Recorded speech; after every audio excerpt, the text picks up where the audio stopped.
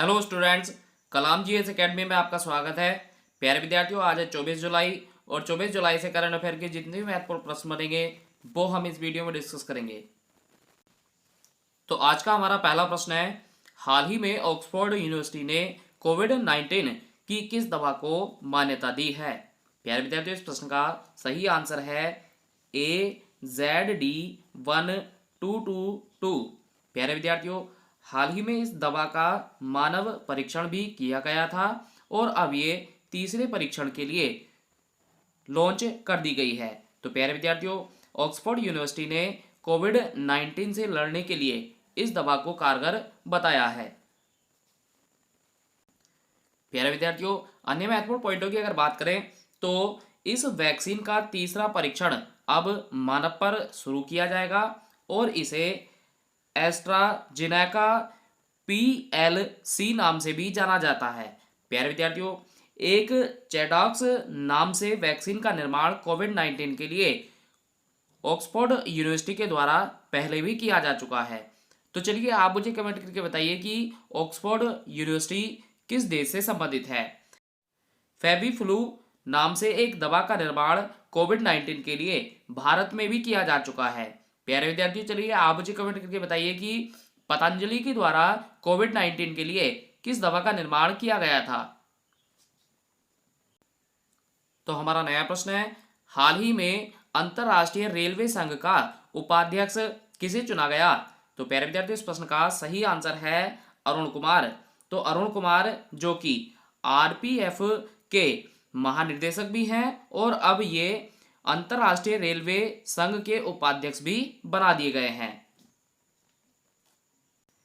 Railway से संबंधित महत्वपूर्ण पॉइंटों की अगर बात करें तो भारत में रेलवे की स्थापना 1853 में की गई थी, जबकि दुनिया की पहली ट्रेन 1825 को इंग्लैंड में संचालित की गई थी। प्यारे विद्यार्थियों, रेलवे के संस्थापक जॉर्ज स्टीफेंसन को कहा जाता है और रेलवे का मुख्यालय भारत में नई दिल्ली में स्थित है। वर्तमान में हमारे रेल मंत्री पीयूष गोयल हैं और अध्यक्ष BK यादव हैं। प्यारे विद्यार्थियों, करंट अफेयर से महत्वपूर्ण पॉइंटों की अगर बात करें तो डबल स्टैक कंटेनर ट्रेन चलाने वाला दुनिया का पहला देश भारत बना था और ये ट्रेन गुजरात के पालनपुर से बोटाद तक के लिए चलाई गई थी। इसके साथ साथ याद रखिए, हुबली रेलवे स्टेशन अब भारत का सबसे लंबा प्लेटफॉर्म बन जाएगा। प्यारे विद्यार्थियों, शून्य यात्री मृत्यु वर्ष 2019-20 को रेलवे के द्वारा घोषित किया गया था और कल की करंट अफेयर की क्लास में हमने जाना था भारतीय रेलवे ने 2023 तक पूर्वोत्तर राज्यों की सभी राजधानियों को जोड़ने का लक्ष्य बनाया है और 2030 तक पूर्ण विद्युतीकरण रेलवे का किया जाएगा। प्यारे विद्यार्थियों, चलिए आप मुझे कमेंट करके बताइए कि भारत में पहली मेट्रो का संचालन किस वर्ष और किस स्थान पर किया गया था। तो हमारा नया प्रश्न है, हाल ही में भारत की डोप परीक्षण प्रयोगशाला को 6 माह के लिए किसने निलंबित किया? तो प्यारे विद्यार्थियों, इस प्रश्न का सही आंसर है बाडा। बाडा की अगर बात करें तो इसका पूरा नाम है वर्ल्ड एंटी डोप एजेंसी। बाडा से संबंधित महत्वपूर्ण पॉइंटों की अगर बात करें तो प्यारे विद्यार्थियों, बाडा ने इससे पहले अगस्त 2019 में भी भारत की इस प्रयोगशाला को निलंबित कर दिया था। बाडा की स्थापना 1999 में हुई थी और इसका मुख्यालय क्यूबेक कनाडा में स्थित है और बाडा ने रूस को 4 वर्ष के लिए निलंबित किया है। तो रूस 4 वर्ष तक अब कोई भी ओलंपिक प्रतियोगिता को नहीं खेल पाएगा। तो चलिए आप मुझे कमेंट करके बताइए कि भारत में वह कौन सी संस्था है जो कि बाडा के तर्ज पर कार्य करती है। तो हमारा नया प्रश्न है, हाल ही में जुआन मार्से का निधन हुआ, वे कौन थे? तो इस प्रश्न का सही आंसर है उपन्यासकार। तो स्पेन के जाने माने उपन्यासकार थे जुआन मार्से, जिनका हाल ही में निधन हो गया है। निधन से संबंधित महत्वपूर्ण पॉइंटों की अगर बात करें तो गुलजार दहलवी जो कि एक प्रसिद्ध कवि थे, इनका हाल ही में निधन हुआ था। टोनी ड्यून जो कि आयरलैंड के फुटबॉलर थे, इनका हाल ही में निधन हुआ था। वैद्यनाथ योजना आयोग के एक सदस्य थे जिनका हाल ही में निधन हुआ है। प्रीतम सिंह आईआईएम लखनऊ के पूर्व निदेशक थे, जिनका हाल ही में निधन हुआ था। कुरुन जीजा जो कि बुरुंडी के राष्ट्रपति थे, इनका हाल ही में निधन हुआ था। विजय मोहती जो कि एक प्रसिद्ध अभिनेता थे, इनका हाल ही में निधन हुआ था। जॉन लुइस जो कि अमेरिका के एक प्रसिद्ध समाज सेवी थे, इनका हाल ही में निधन हुआ है। और कल की क्लास में हमने जाना था वेरी जर्मन जो कि ऑस्ट्रेलिया के क्रिकेटर थे, इनका हाल ही में निधन हुआ है। तो हमारा नया प्रश्न है, हाल ही में काकरपारा परमाणु संयंत्र की किस इकाई का उद्घाटन प्रधानमंत्री के द्वारा किया गया? तो प्यारे विद्यार्थियों, इस प्रश्न का सही आंसर है तीसरी। प्यारे विद्यार्थियों, अगर बात करें इस तीसरी इकाई का निर्माण की, तो ये तीसरी इकाई का निर्माण मेक इन इंडिया के द्वारा किया गया है और ये पूर्णतः भारत के द्वारा निर्मित एक इकाई है। प्यारे विद्यार्थियों, यह संयंत्र गुजरात में ताप्ती नदी के तट पर स्थित है। इसकी पहली इकाई 1993 को संचालित की गई थी और दूसरी इकाई का संचालन इसका 1995 में किया गया था। तो हमारा नया प्रश्न है, हाल ही में डेंगू विरोधी अभियान की शुरुआत किस राज्य सरकार के द्वारा की गई? तो इस प्रश्न का सही आंसर है उत्तराखंड। प्यारे विद्यार्थियों, हाल ही में उत्तराखंड सरकार के द्वारा डेंगू विरोधी अभियान की शुरुआत की गई है। अगर बात करें उत्तराखंड की, तो इसकी राजधानी देहरादून और दूसरी राजधानी गैरसैंण को घोषित किया गया है। वर्तमान में एक मुख्यमंत्री त्रिवेंद्र सिंह रावत हैं और राज्यपाल बेबी रानी मौर्य है। प्यारे विद्यार्थियों, उत्तराखंड के सभी राष्ट्रीय उद्यान काफी महत्वपूर्ण होते हैं और इनको बार बार परीक्षाओं में पता किया जाता है। प्रमुख मंदिरों की अगर बात करें, तो उत्तराखंड में गोलू देवता, नंदा देवी, मनसा देवी, चंडी देवी, टपकेश्वर महादेव मंदिर आदि ये प्रसिद्ध मंदिर हैं। प्यारे विद्यार्थियों, चलिए आप मुझे कमेंट करके बताइए कि उत्तराखंड की सबसे ऊंची चोटी का क्या नाम है और इसके साथ साथ बताइए कि उत्तराखंड में स्थित गंगा नदी और यमुना नदी के उद्गम स्थानों के क्या नाम हैं। तो हमारा नया प्रश्न है, हाल ही में वर्ष 2020 का आईपीएल किस देश में खेला जा सकता है? तो प्यारे विद्यार्थियों, इस प्रश्न का सही आंसर है संयुक्त अरब अमीरात। तो संयुक्त अरब अमीरात में इस वर्ष का आईपीएल खेला जा सकता है। हाल ही में बीसीसीआई ने यह घोषणा की है कि 2020 का आईपीएल अब संयुक्त अरब अमीरात में खेला जाएगा, जिसके लिए वह सरकार से मान्यता लेगा।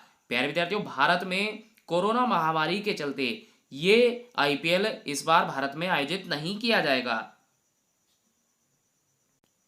क्रिकेट से संबंधित महत्वपूर्ण पॉइंटों की अगर बात करें, तो आईसीसी T20 विश्व कप 2020 जो कि ऑस्ट्रेलिया में आयोजित होना था, अब उसे 2022 के लिए टाल दिया गया है और आईसीसी विश्व कप 2023 भारत में आयोजित किया जाएगा। प्यारे विद्यार्थियों, चलिए आप मुझे कमेंट करके बताइए कि 2020 में होने वाला आईपीएल कौन से नंबर का संस्करण है और इसके साथ साथ आप मुझे बताइए कि 2020 के लिए आईपीएल में सबसे महंगे खिलाड़ी कौन रहे थे। तो हमारा नया प्रश्न है, हाल ही में नोमुरा के द्वारा भारत की जीडीपी दर 2021 में कितने प्रतिशत रहने का अनुमान लगाया है? तो प्यारे विद्यार्थियों, इस प्रश्न का सही आंसर है -6.1%। तो नोमुरा ने हाल ही में घोषणा की है कि भारत की जीडीपी दर 2021 में -6.1% रह सकती है। प्यारे विद्यार्थियों, चलिए आइए डिस्कस करते हैं वर्ष 2020-21 के लिए हाल ही में भारत की जीडीपी दर के लिए जो घोषणाएं की गई हैं। तो प्यारे विद्यार्थियों, ये सभी फैक्ट हमारे लिए आगामी परीक्षाओं के लिए काफी महत्वपूर्ण रहने वाले हैं और इससे संबंधित एक प्रश्न आपकी परीक्षा में जरूर पता किया जाएगा। तो आरबीआई के द्वारा भारत की जीडीपी दर -1.5% रहने का अनुमान लगाया गया था। विश्व बैंक के द्वारा -3.2%, ओडीसी के द्वारा -3.7%, मूडीज के द्वारा -4%, एडीबी के द्वारा -4%, फिक्की के द्वारा -4.5%, आईएमएफ के द्वारा -4.5%, क्रिसल के द्वारा -5%, फिच रेटिंग के द्वारा -5%, एसबीआई के द्वारा -6.8% और आईसीआरए के द्वारा -9.5% रहने का अनुमान लगाया गया था। तो प्यारे विद्यार्थियों, कोविड-19 के चलते भारत की जीडीपी दर बहुत नीचे आने का अनुमान सभी वित्तीय संस्थानों ने लगाया है। तो हमारा नया प्रश्न है, हाल ही में ध्रुवास्त्र स्वदेशी तकनीकी पर आधारित मिसाइल का सफल परीक्षण किसके द्वारा किया गया? तो इस प्रश्न का सही आंसर है डीआरडीओ। प्यारे विद्यार्थियों, हाल ही में डीआरडीओ के द्वारा स्वदेशी तकनीकी पर आधारित ध्रुवास्त्र मिसाइल का परीक्षण किया गया है और इस मिसाइल का परीक्षण उड़ीसा के चांदीपुर से किया गया है। प्यारे विद्यार्थियों, इसके साथ साथ आप याद रखिए, डीआरडीओ की स्थापना 1958 को हुई थी और इसी वर्ष नासा की स्थापना भी की गई थी। प्यारे विद्यार्थियों, इसका मुख्यालय नई दिल्ली में है और वर्तमान में इसके अध्यक्ष जी सतीश रेड्डी हैं, जिन्हें भारत का रॉकेटमैन भी कहा जाता है। प्यारे विद्यार्थियों, चलिए आप मुझे कमेंट करके बताइए कि हाल ही में डीआरडीओ के द्वारा किस ड्रोन का निर्माण किया गया है? तो हमारा नया प्रश्न है, हाल ही में सुरेश कश्यप किस राज्य में भाजपा के अध्यक्ष चुने गए? तो प्यारे विद्यार्थियों, इस प्रश्न का सही आंसर है हिमाचल प्रदेश। तो हाल ही में हिमाचल प्रदेश में सुरेश कश्यप को भाजपा ने अपना अध्यक्ष बनाया है।